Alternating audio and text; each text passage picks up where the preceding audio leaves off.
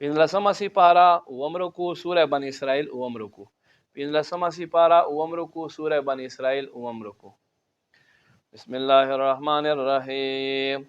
وَإِذْ قُلْنَا لِلْمَلَائِكَةِ اسْجُدُوا لِآدَمَ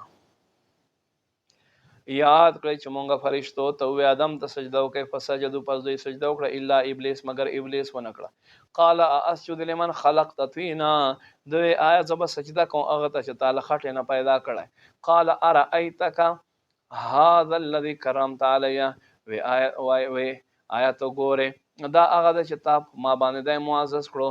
لئن اخرتنی الی یوم القیامه کچ ته چیرته ما ته قیامت پورې مهلت راکې لا احتنکن ذریته ضرور بس د اولاد میدا کما واړه واړه بیا کم ټوټه ټوټه بیا کما الا قلیل مگر لک شان دینا قال اذهب فمن تبعك فمنهم الله ورته فرمایل لره شا پس څوک چې دستا تابعداري کوي دا بلستا سره وي فان جهنم جزاء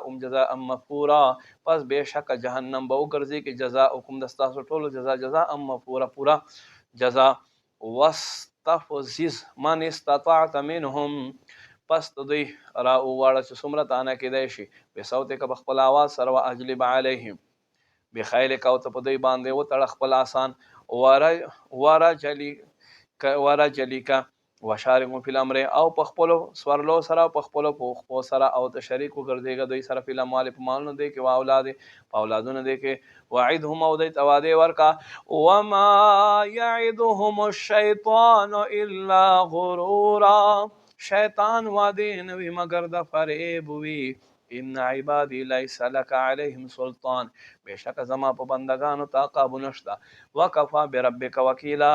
او کافی در رب دستا کا جوړون کوي وربکم الذی رب دستا سو یسجی لكم الفلک فی البحر روانه کړي وی کشته ساز لپاره په دریاب کې لته دغه من فضله لپاره د تاسو الله فضل ولټوي انه کان بكم رحیما بشک هغه په تاسو مهربان دی و اذا مسکم الضر فی البحر پس واچ تاسو په دریاب کې مصیبت را ورسید ول من تدعون الا اياه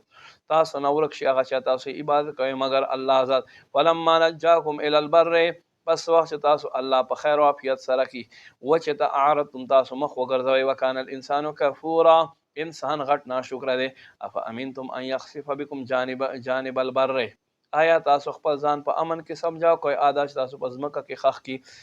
دی و چې په کنارې باندې او یرسل علیکم حاصبا یا تاسو باندې کانو بارانو کې ثم لا تجدوا لكم وکیلا بیا زمون کو مقابل بتا سو حمایتی پیدا نه کوي ام امنتم ان يعيدكم فيه تارة اخرى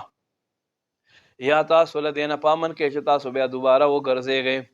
د دریاب طرف ته فیرسل علیکم قاصفا بیا پتا سو باندې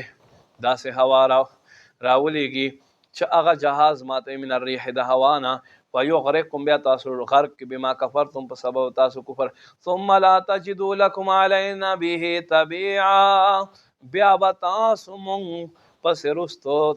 راتلک کون کے سوک پیدا نہ کہ ولقد کرمنا بنی آدم بے شک مونږ اولاد آدم ته عزت ورکړو وحملناهم فی البر والبحر او مونږ په وچا او په دریابونو کې دوی د پارس ورلې مقرره کړ ورزقناهم من الطيبات مونږ دوی ته رزق ورکړو د پاکو شیزونه وفضلناهم على كثير ممن خلقنا تفضيلا